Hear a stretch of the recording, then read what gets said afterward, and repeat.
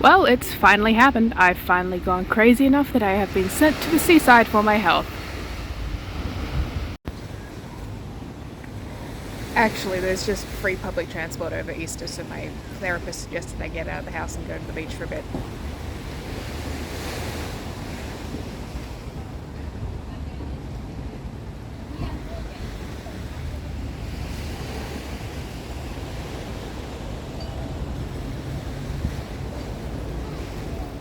I just realised I never talked about the plot of this book.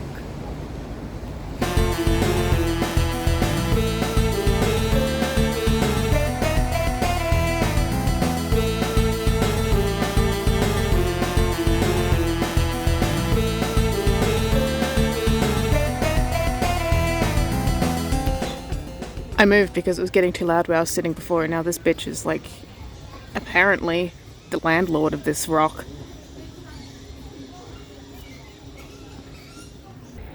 You want to get in the video or what? So I wanted to talk about the actual plot of the book, because the last video was just me rambling on and on about the weird meta-narrative I have constructed for myself between me and the concept of this book. But I am now 125 pages in, and I think the first event has happened. I don't mean that in a disparaging way. I actually find myself really, really drawn to books where the plot is almost invisible. I'm drawn to books where the momentum of the plot isn't necessarily broadcasted at every stage. It's a hard way to put this because I also really love mysteries, and I especially love mysteries where it's very clear what's going on and what the characters are discovering as they move through the world. But I also like books where just the natural relationships between people and the cause and effect of characters living their lives play out. And books like Lord of the Rings, where it has a very clear goal and obstacles to that goal, and they're working towards a specific goal, and different characters have to deal with different obstacles. I don't know, sometimes I can find it a bit obvious, which is a very weird criticism to have. But I was really enjoying this book when it was just like the unfolding of these characters in this world. The book starts in the east, in Seiki, with Tane, who is a dragon rider apprentice, who in the first 100 pages becomes a dragon rider. He's listening to me. Becomes a dragon rider. On the morning of her day of choosing, which is a term I still think is very funny, discovers a washed-up Westerner on the beach, despite the fact that she lives in an isolationist country where there is one specific island where one specific nationality of merchants are allowed to come in, and that's it. And as the story goes on, you learn more about Tane and her situation. You learn more about the guy, Trium Sulyard, and where he's come from. And the story is broken up between East and West, and the chapters alternate for the most part. I think it's started to get to the point where that we'll have like two Western chapters in a row, because there's a lot of characters in the West that we're following. So Trium Sulyard washed up on Seiki because he ran away from the Western court of Inyas, which declares dragons to be demonic, because their founding myth is one that's like the classic knight princess saved from a dragon tale. But Seiki has living dragons that are more like air and water elementals than the demonic fire dragons of the West, which maps onto real-world West and East and dichotomies of draconic mythology.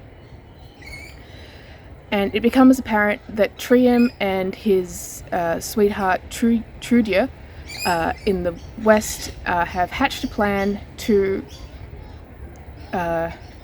reacquaint the East and West and form a military alliance between Seiki and Inyas to use the Seiki dragons to save the world from the return of the demonic Western dragons.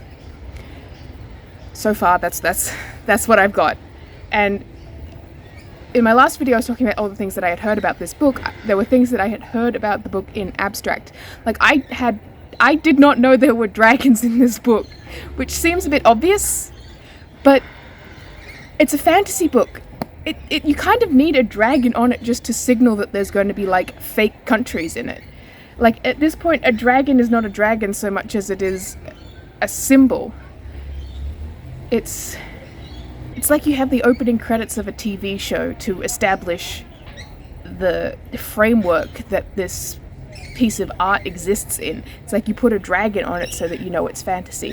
I didn't think there would actually be dragons, but there's so many. There's so many dragons in this book. And to be honest, I think I prefer the dragons as a symbol. I don't really like them as characters or even as plot elements. Even when they are natural disasters, it's like, yeah, okay, it's pretty cool. And when they're characters, it's like, I don't know if there's just like a bridge of alienness that I'm unable to grapple with. I think Realm of the Elderlings did that quite well, where it was a very deliberate alienness between humanity and dragons, where the dragons very clearly had their own society and culture, but it was so far removed from the conception of the humans that it didn't feel so bad that you as a human reader couldn't connect with it.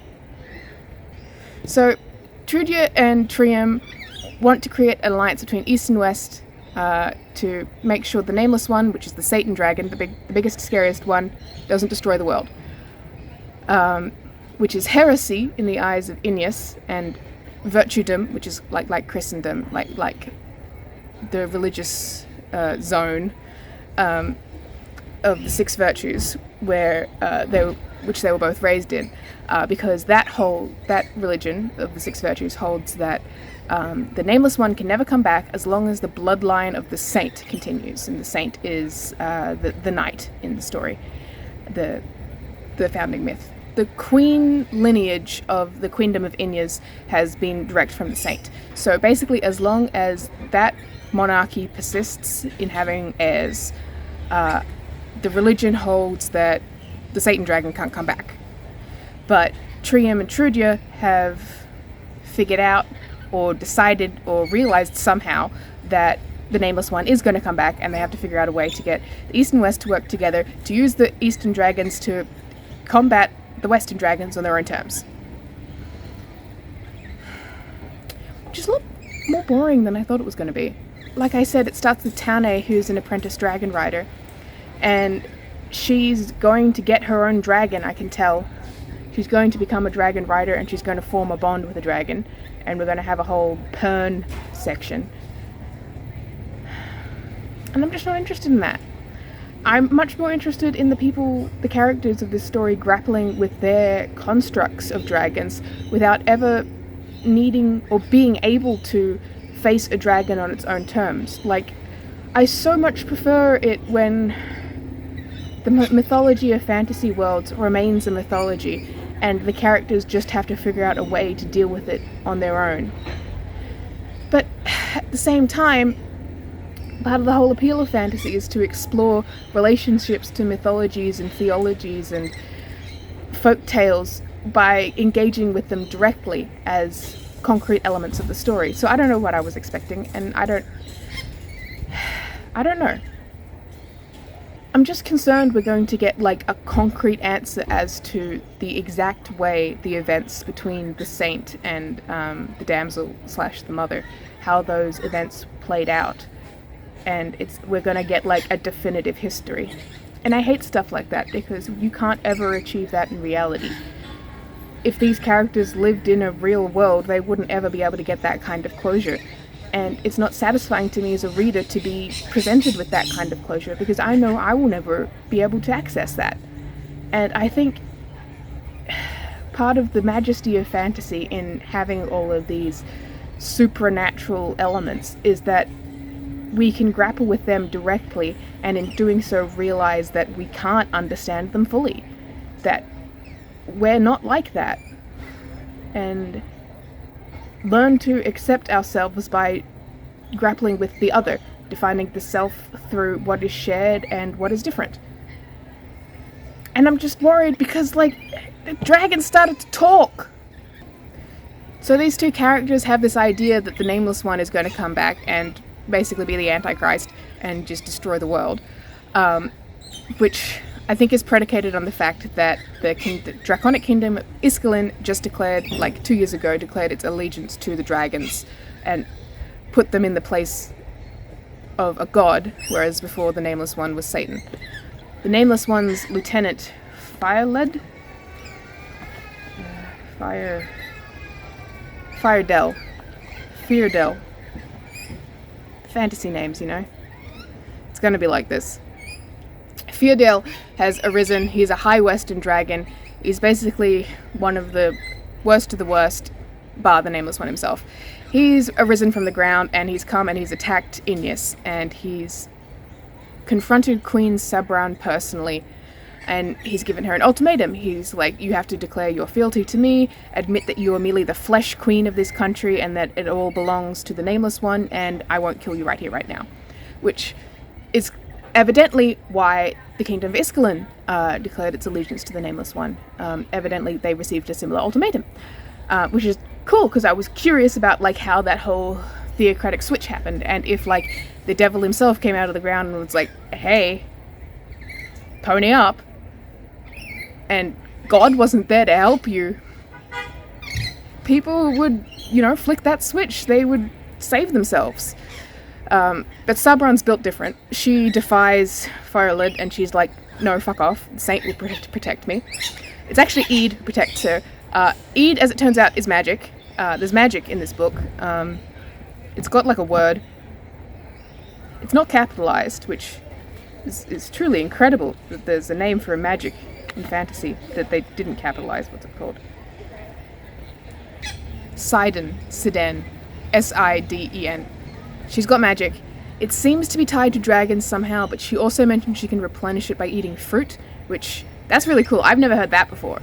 Like, oh yeah, your magic's tied to dragons, whatever, I just mentioned the realm of the Earthlings. Sorry. No one will ever compete. But the fruit thing, that rules. That rules, and it obviously ties into the Priory of the Orange Tree, which Eid has mentioned occasionally in her internal monologue as giving incredible great weight and importance to, while we still know very little, like, what actually goes on there. So Eid protects Queen Sabran with magic, meaning that she was able to safely defy Firelid, and he was sort of like, oh, I didn't know what the fuck to do about this bitch has got magic, and he fucks off, and I haven't read the aftermath of that yet. And I'm disappointed, because I was hoping that this wouldn't be a story with a clear villain, or a clear destructive force. And I know that's a lot to ask of a genre that's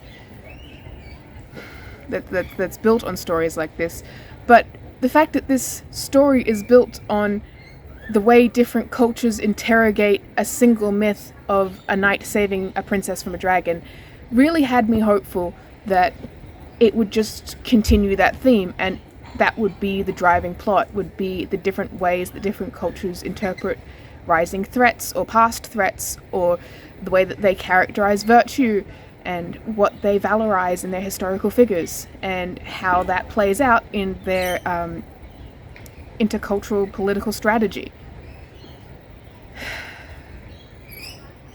And instead it looks like they're just going to have to fight a bunch of dragons on the back of other dragons.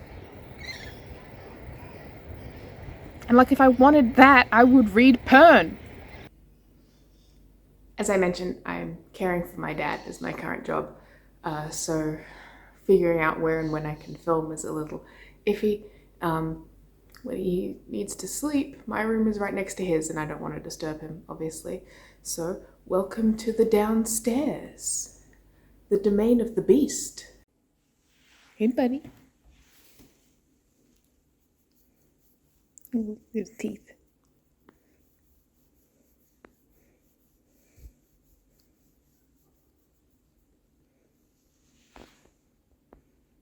You're very handsome. I've just gotten to the part break in the Priory. The book is in 6 parts. Wow. Little unnecessary. I don't know. I don't always know why books do that. Sometimes I feel like it can feel sometimes it does work, like there's a clear delineation between what's going on in each parts, and other times it feels like an unnecessary imposition of structure to make it look a bit more dramatic. It can feel like that sort of cinematic problem some books have, where they feel like they're writing towards a screen cut to black type cliffhanger you get in like an ad break in a TV show, or even like the end of an episode of a TV show or something, where it doesn't quite work in the format and it feels a little bit of an imposition. Though, to be fair, the first chapter, beginning the second part, has the header of the set. Do you like my bookmark? My grandma got this for me like decades ago, and it's just absolutely falling to bits, but I can't stop using it. It's the bookmark I use for all my fantasy fiction. Yeah, so the first chapter in this new part is called The South. Well, the chapters don't really have titles, they just have like an indication of where they're taking place, and thus far all of the chapters have taken part in either the East or the West, with a lot of references to the South from Ede's internal monologue and her narration, but we've never actually been there yet. I realized earlier in my recap of like the broad strokes of the plot, I didn't even mention who Ede was, despite the fact that I mentioned her as a narrator in the first video. And I think she's basically what you could call the main character, or at the very least, she has the strongest sense of character, I feel like. She's like well realized, I think, as a character, but more than that, the impression I'm getting is that the author thinks she's the protagonist. And it's not necessarily a huge mismatch there. It just comes across very clearly to me that this is someone that the author thinks is cool.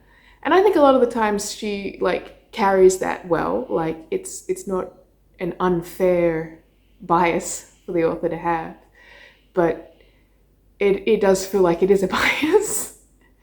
So Ede goes by Ede in the Western court of Inyas, but her real first name is Edaz, and she has a full like patronym. I think it's actually a patronym, sorry.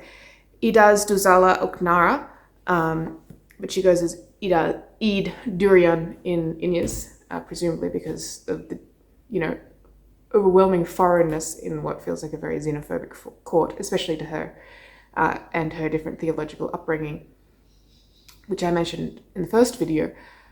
It looks like that Ede, her actual religious upbringing is different to the story that she's telling in court, where apparently it's expected that people in the South are raised to worship a prophet called the Dawn Singer, which has a similar sort of root to virtuedom and schism based on a prophet, similar to the Judaic roots of Christianity and Islam, minus the Jesus, I think. But Ede was actually raised in a priory which worships the mother, which is the damsel in the virtue religious founding mythology, of which I know very little about what they actually believe, except for the fact that they believe that Cleonid, the damsel slash mother, was the one who actually defeated the Nameless One and not the knight, and that they had a missing years period of unaccounted movement, wherein the founding myth of Inyas, all of their queens being descended from Cleonid and the knight slash the saint. That's where all that happened, but the priory, which is dedicated to this woman, has no record of what actually happened then. And the Priory, it seems like, is one of those fantasy organizations that like works supra-territorially as kind of like a rogues, assassins, guards kind of deal, where like they're the ones keeping everything moving the way it's supposed to be. They're the ones keeping, like, I don't even know if there's like a prophecy element to it, but they're the kind of fantasy body of characters that like keeps the prophecies going and makes sure everything's on the right track. And they've sent Ede to Inyas to keep Saber and Berethnet, the queen, alive, because the founding mythology of virtuedom is that the Nameless One is always going to be sealed beneath the earth as long as the Berethnet queen line continues, and that there's always a Berethnet alive.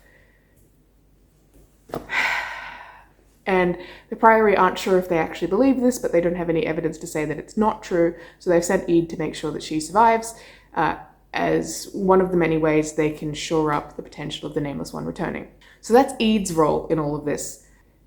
The romantic plotline here is clearly that she's falling in love with Queen Sabran, and it's reciprocated, because I'm up to page 253 now, which is the break in the parts from part 1 to part 2. They all have silly names. I'm sorry, but like sometimes books go overboard, especially fantasy books. Like they don't know when to pull back on like the density of the language, and it all feels a little silly. It can't like support the seriousness of what it's aping at. So the parts are called part 1, Stories of Old, part 2, Declare I Dare Not, which I presume I'm going to figure out what that means. Number 3, A Witch to Live. 4, Thine is the Queendom. The thines and these and stuff, it's nearly impossible to pull off, I feel. I feel like it can work when you're talking about stuff that is specifically archaic in the context of the story. Like if they were like saying ancient rites and stuff, there it makes like a little bit more sense, but that can also get very silly very quickly. Honestly, I feel like to a modern reader, it is more impactful when the language is something they can connect with personally and that they would expect to see in formal occasions in their own life. I don't think there's anything wrong with the formal you as you in English, especially considering that thine, thee, thou, or that was an informal you. It just doesn't come across as dramatic as people hope sometimes, I feel. But there's 2 more parts. Number 5 is Here Be Dragons. That works, I think. And number 6 is The Keys to the Abyss. And that really works because that's something that has been established as a major driving force in this world, is the fact that there's this massive ocean that's like black and you can't see what's down there. And apparently that's where the Nameless One was sealed or whatever, between the East and the West. And the idea of like, oh, the keys to the abyss, that feels, like something I'm genuinely interested in finding out more. But stuff like thine is the queendom, it's like, okay, we're getting a little tied up in ourselves right now. Anyway, so what I was saying is that at the end of part 1, Sabran weds the High Prince of Mettenden to secure a political alliance, obviously, because she's a queen, that's what she has to do. And I think there was a really good passage dealing with her wedding night and the incredible pomp and circumstance placed on conceiving a royal heir, and the fact that this is technically like a non-consensual sex act in a way. And it grappled with that really well, I think. Like the fact that Sabran was fully aware of what was going on and chose to do this, but like it's not something she can choose not to do. And that's something I really like seeing interrogated in these kind of stories that deal with hereditary monarchies, because that's a real thing that happened to a lot of people throughout history. And it's honestly really terrifying to me. So I like seeing work that engages with that on that level, and I think it was done really well. And the key plot point for Sabran and Eid is that in setting up the bedchamber, Eid left a rose for Sabran as sort of at least you'll have sweet dreams kind of thing, like I can look out for you in this one little way. And afterwards, in the morning after, when they're helping Sabran get dressed and cleaned up and stuff and ready for her first day as a married queen, she gives Eid a little kiss on the cheek and promotes her to a lady of the bedchamber, which is less exciting of a position than it sounds. It means like it's a specific kind of lady in waiting, where it's like the most personal kind, where they're allowed to disrobe the queen and like help her with her clothes and stay with her in the night to make sure they protect the bedchamber, etc., etc. And am I invested in this? I don't know.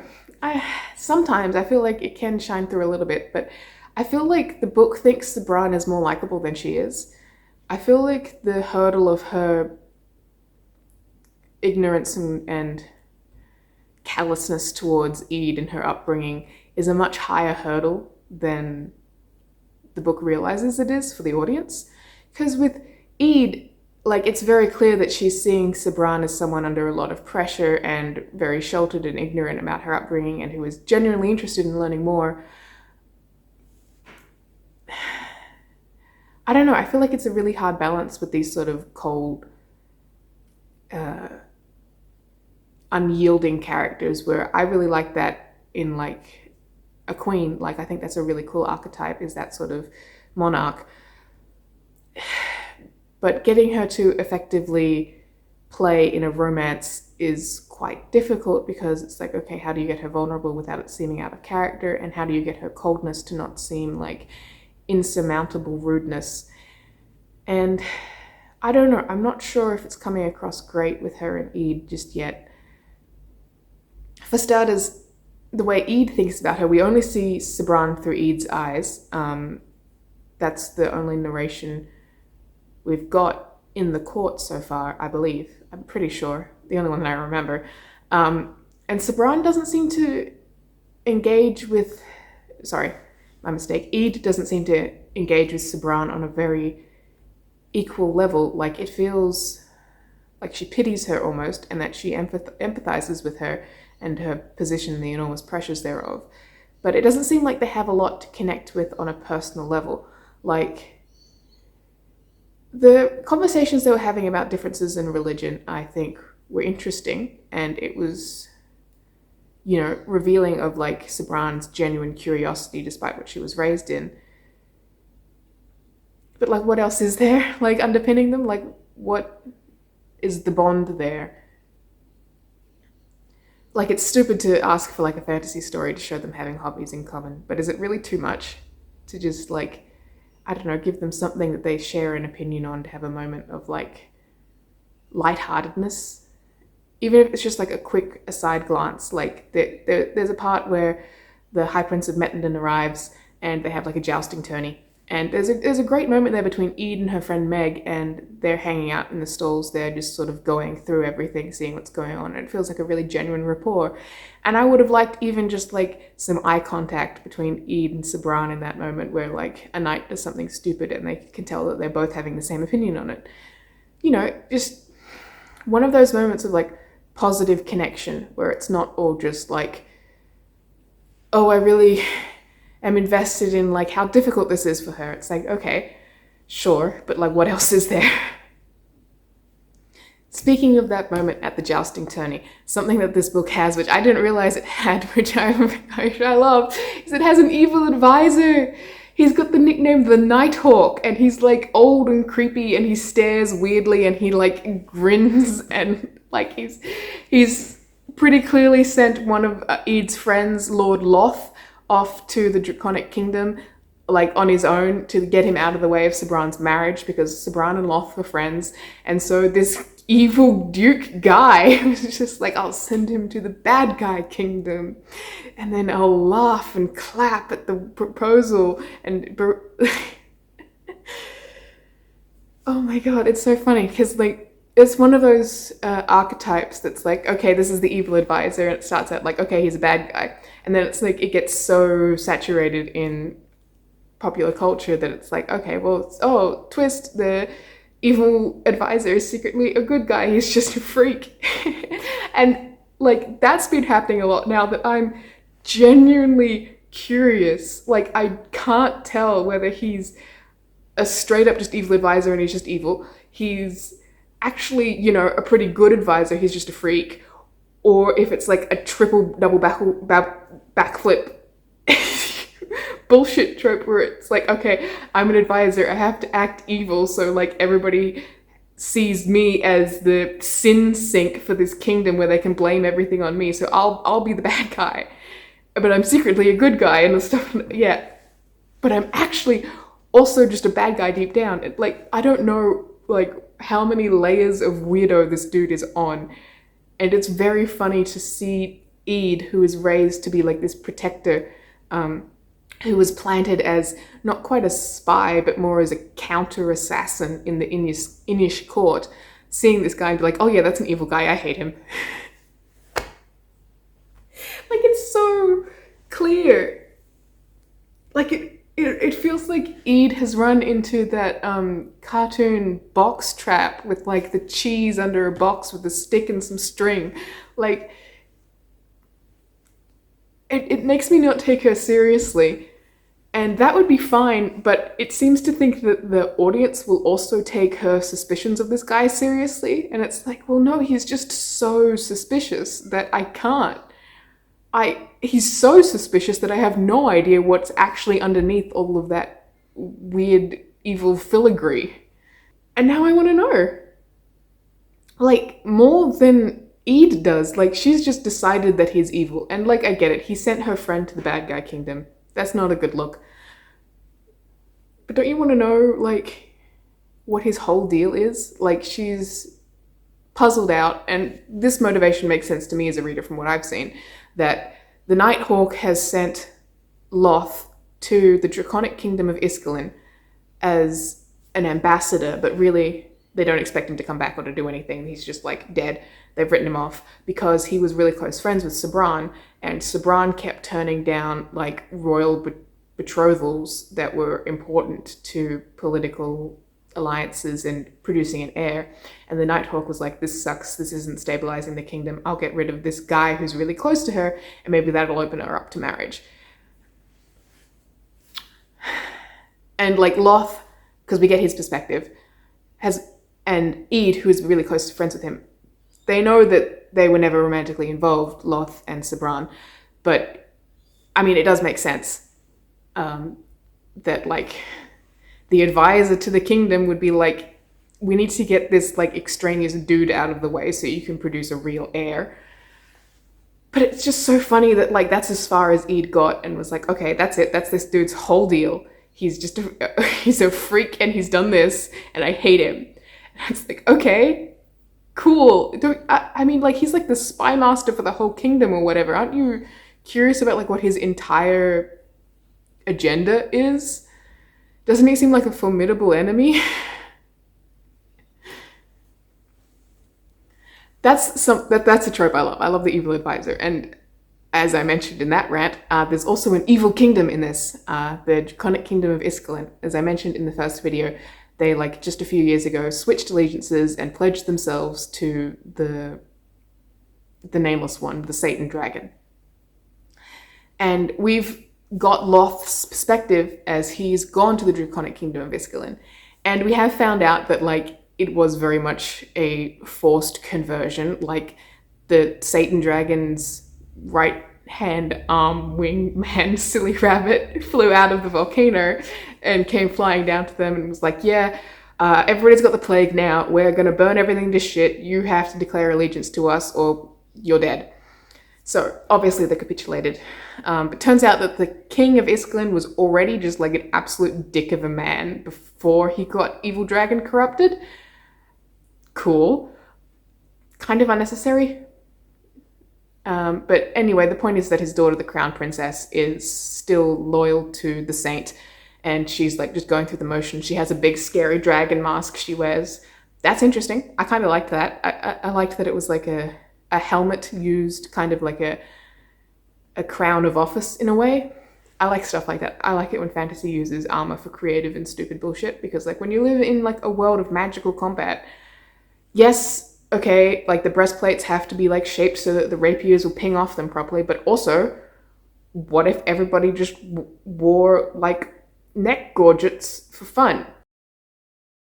So the Draconic Kingdom of Iskalin is under evil dragon control, but like a lot of people, you know, didn't want it to be and are suffering under that rule.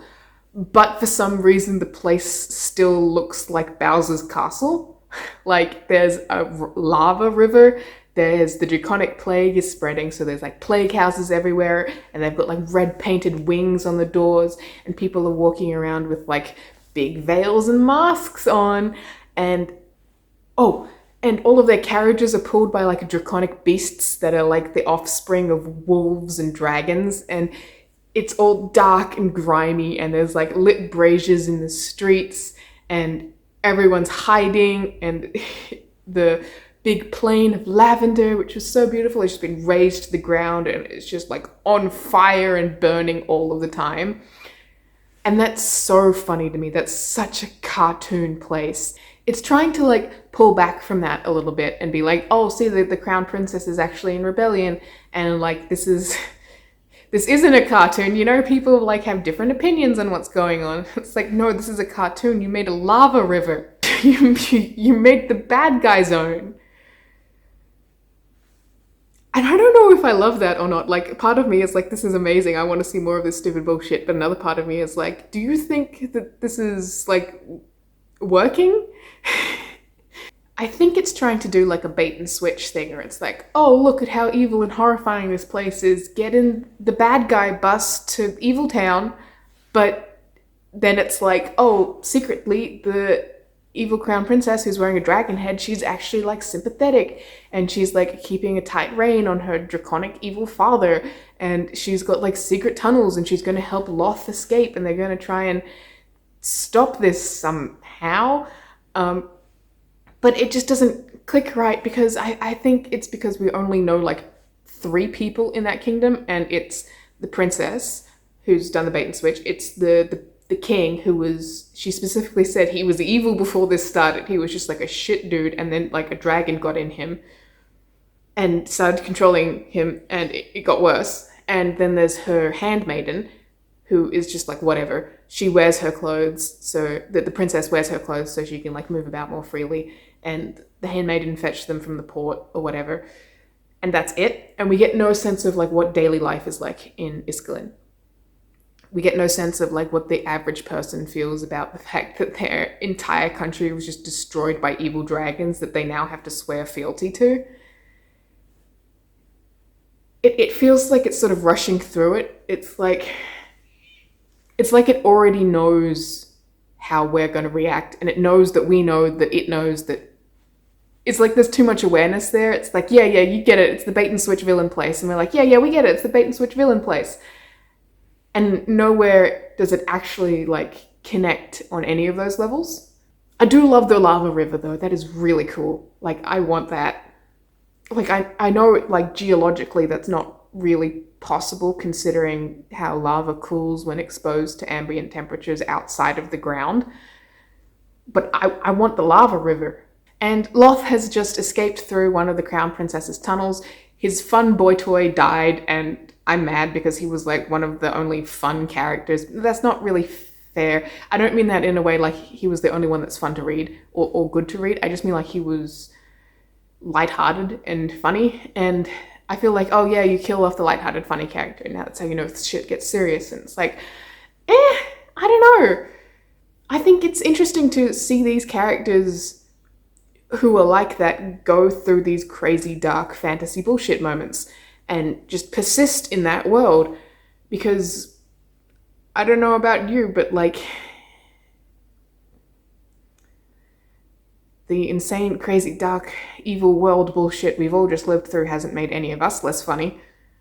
I mean, a lot of people probably are dealing with terrible emotional changes going on in them, but a lot of us are still just cracking jokes at shit.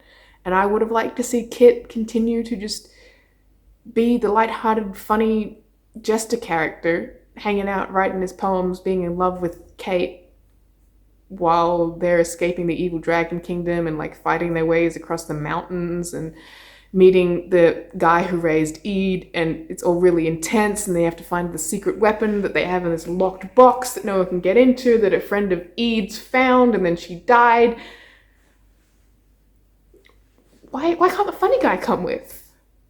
But I mention all of that just to say that the first chapter of part 2, which I've just glanced at, opens with Loth escaping from Iskalin into the south, which is why that part started with the south, which means that we no longer have a narrator in Iskalin, which means I don't know if we are ever going to find out just like what's going on with those guys.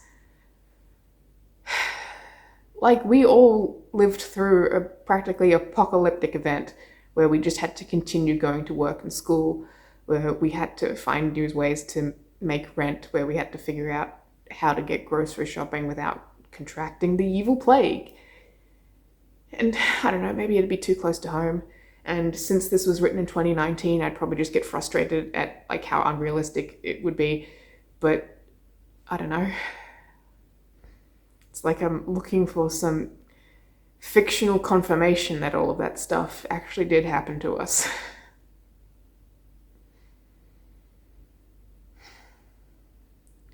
Oh god, I just realized how many horrible coronavirus books are going to be coming out in the next few years.